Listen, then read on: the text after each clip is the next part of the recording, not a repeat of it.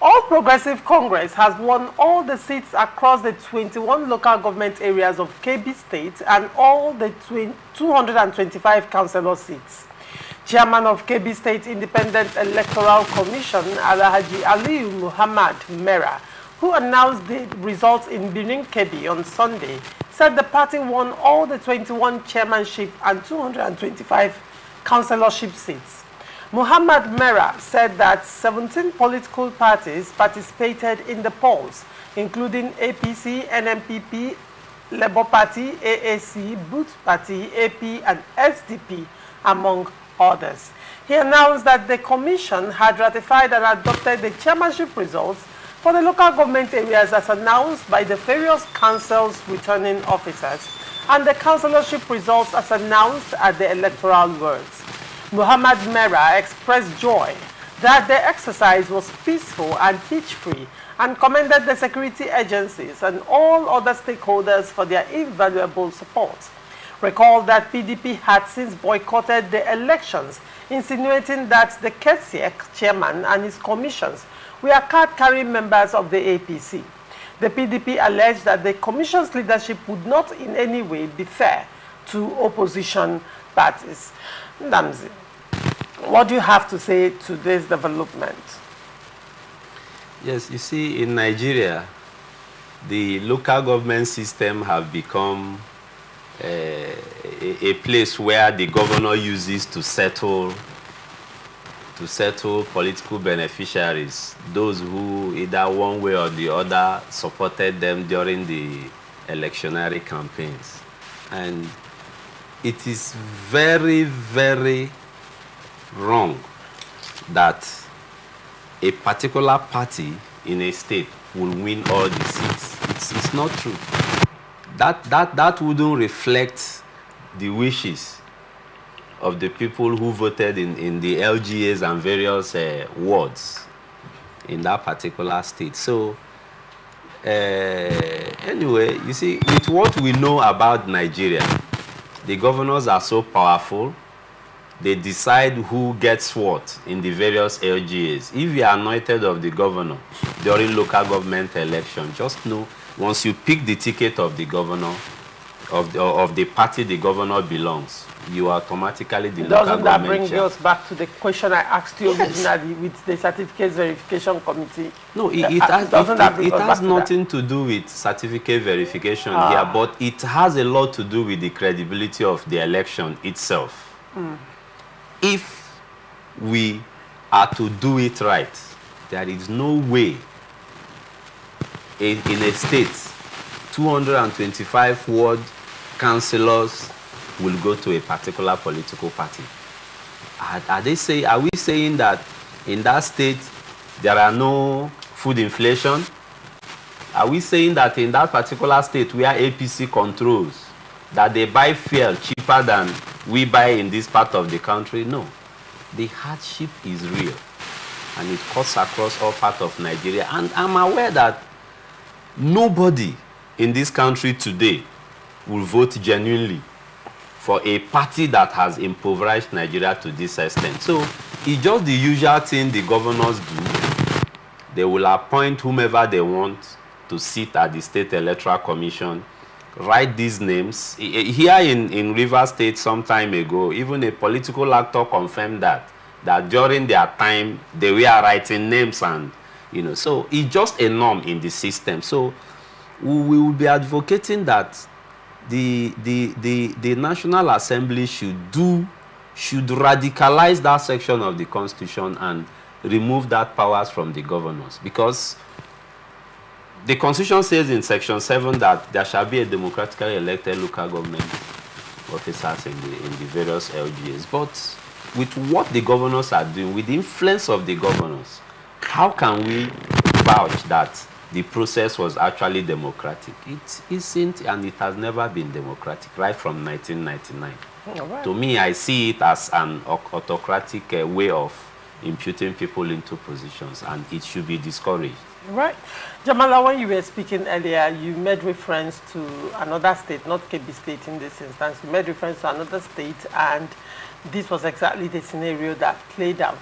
And interestingly, we are discussing it now. So what do you have to say? Laresha, the truth is that no election in Nigeria can be said to be free and fair. Free and fair. No, okay. Not from the one conducted by the national, that is INEC, down to the local government. Let me not speak as a professional now. Let me borrow the language of the politicians and speak like one for the purpose of this topic. You're right. What I see happening in Kebbi, I will not blame the state squarely. I'll take part of the blame to those who, for one reason or the other, decided to boycott the election. Why? PDP is the very known opposition party in Kebbi State. Now, when they decided to boycott that election, it gave the ruling party like more than 100% of winnings. Forget about the other parties they mentioned that participated. They may have been sponsored by even the state government to give the coloration that it was full participatory. Other political parties participated. The person that would have contested the election squarely with the ruling parties, the PDP, having close number of members to that of the APC. But they boycotted the election, and it went one way. In evidence, my senior knows, in evidence law, they say where evidence are not controverted, that evidence stands the way it is presented. So where you allow one party to just present his case alone, what do you expect the judge to do in the circumstance? The judge will give judgment as per the evidence presented before him or her. So that's exactly what is happening in Kebbi State. Your information did not say the whole 220-something local councils positions were won by the APC. They said they won the 20 chairmanship. No, it's right there. It was there. Including the 225 councillors.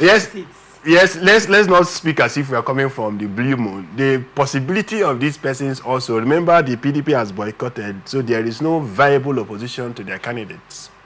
So the possibility of them winning the 224 councillorship positions is also there. But that's not saying that I am justifying whatever actions they have done in the circumstance to manipulate the process, to give APC, the ruling party, winning all the seats. Yes, landslide, all the seats, without exception. So, yes, it happens, even at the federal level. The next election that will be coming now, you will see something of this nature happening. Why? At the national levels. Yes. Because we are beginning to see a system who do not care, but what they want to do is see their own desires happen. There is nothing Nigerians have said in this government, that the government have listened. Just mention one. They brought with pretense, bought a private jet, create a story around seizure or no seizure of a presidential Nigerian asset outside, only to launch it before our bare eyes. So if I want to mention, I can mention 1, 2, 3 of actions of the federal government detrimental to the masses, but the president went ahead in doing it without approvals. So for Edo and what's the name of this other state? Edo and there's another state conducting an election. Edo State and one other state, my memory. Ondo State. Ondo? Yes. Yes, is it Ondo? Yes, Ondo State. Ondo State, yes. Edo and Ondo State. I pity those who are contesting from other political parties. There are candidates if I were to be in Edo State, I will close my eyes and vote and go and sleep. But you will see those people coming distant 5th or 4th. So by the time you go to tribunal, they will cajole you and say, you come in 5th, you want to come and win election. How? As it happened in Imo State. So let the system, let Nigeria, what we need in our electoral process is a complete overhaul, not of the laws, but of the persons. The president appointed the national chairman of INEC and commissioners. When their names were to be submitted in the Senate, here in Rivers State, a card-carrying member of a political party was submitted as an INEC commissioner, a resident electoral commissioner to represent the state. What did the National Assembly do? They affirmed that person. What do you think that person sent to a particular state? What is the bidding of a person that the person would do? Is that of the appointer, the person who appointed him, stood all grand, stood on us to make sure his name came out. So we can never get it right if we do not follow the processes. Same with state electoral commissions. governor appoints, House of Assembly ought to ratify. But House of Assembly, we all know, are just yes members of an existing body. And so whoever the governor appoints, that automatically, Rivers State has been conducting appointing persons. Have you seen in any of the nominees that the Assembly wrote the governor to say this person will find short of 1 or 2 reasons? None. Just 2-3 hours, they are confirmed. And the next evening, they are sworn in as members of whatever organization. So it will continue to be like this until maybe this generation of politicians are wiped out of the system in Nigeria, either by nature or by whatever divine providence. If we don't get that, we will continue to talk. They will continue to do their own thing. Akpabio said we should continue to protest while they will be in the house eating. In an advanced society, that man ought to have resigned for making, even a child will not make that statement. So to me, I'm not blaming Kebbi State. It will happen in Rivers State. Just like in Rivers State, they are trying to make them appear in several political parties. So it will not be like APP won all. Some will win in APC, some will win in SDP, some will win in Labour Party. But all of them are simplified movement. You think that is what is playing out in Rivers State? That is what will play out. Lauretia, after October 5th, call me back. All the candidates are being spread across political parties. After October 5th, call me back. Interesting revelation. The only party that will not win is the PDP. Since they will not come out to contest. Since they do not have the structure here to conduct primaries for their members. So PDP will not win. Why do you say PDP doesn't have structure in Rivers State? I say PDP has structure in Rivers State, but they don't have the structure to conduct the processes that will bring out their candidates. PDP has structure in Rivers State. But they. Who are they? Now let's use your tongue to count your teeth. Who are they? But you just know, interestingly, that you just made a revelation right now. I know. All right. Yeah, and I know that I'm on a live program. All right. I'm still calling. Even while the elections are on, we'll still analyze the elections together. Larisha, look at the timetable provided by RISEC from their own guidelines. Do you know times for political primaries has elapsed? Do you know times for submission of names has elapsed? Have you seen any content on the part of the government? Everything is the thing is our political parties everywhere is silent. Everything is shouted in. No, they are conducting verifications for mock candidates. I call them mock candidates. They are conducting. RISEC is conducting verifications for mock candidates. As it is, in your own opinion, a day to the election, the rightful names will be swapped. They will be substituted. The program for RISEC provided so that there is a window for political parties to change names. A week to the election, a window for political parties to change name. In the electoral law, there are only 2 grounds upon which a political party can change name.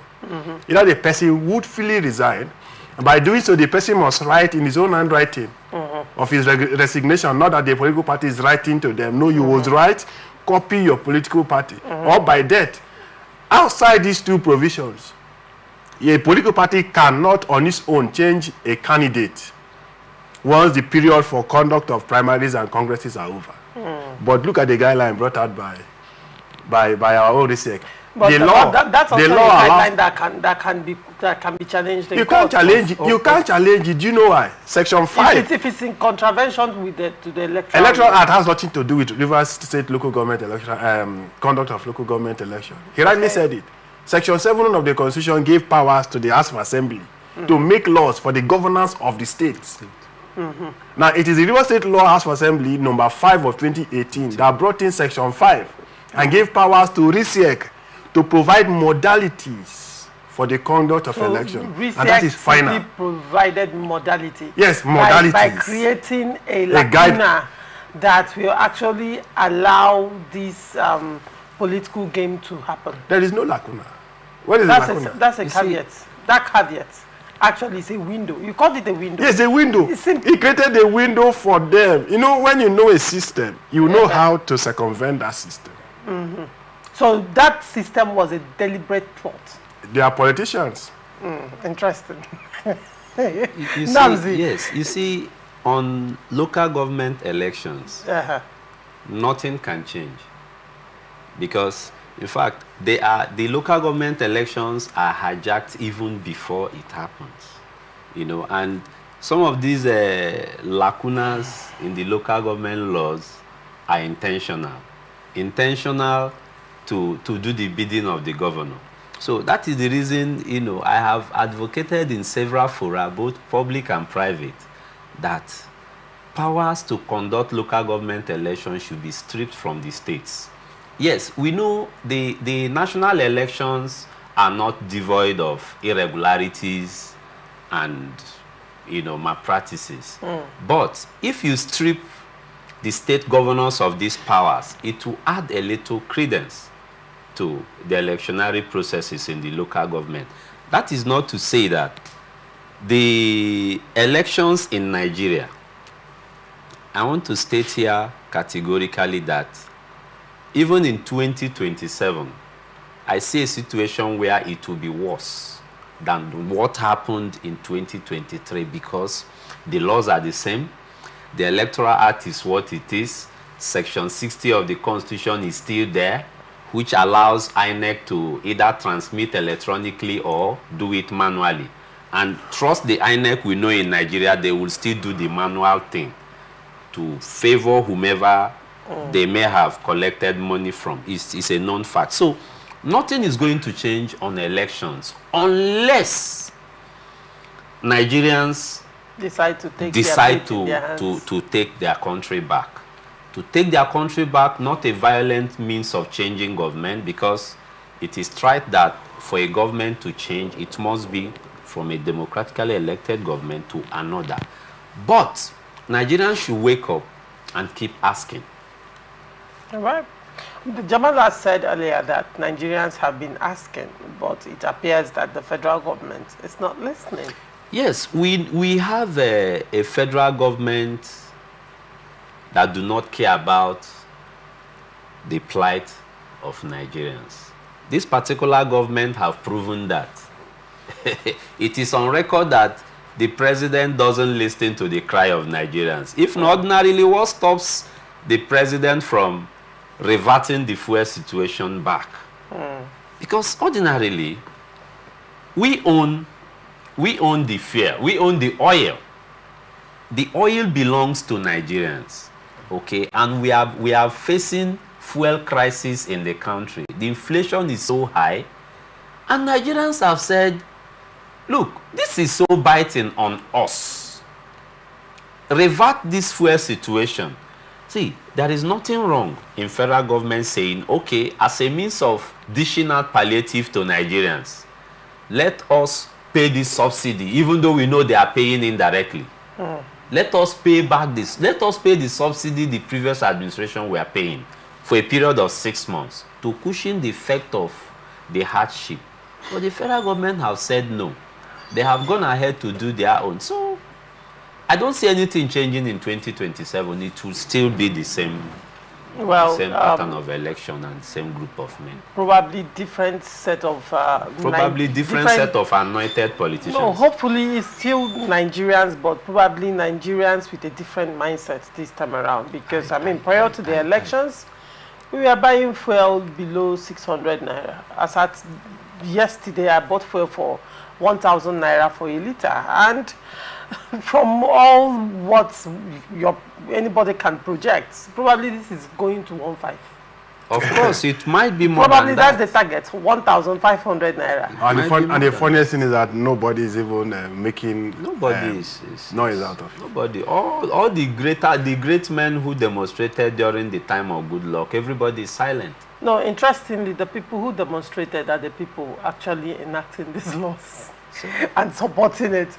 Interestingly.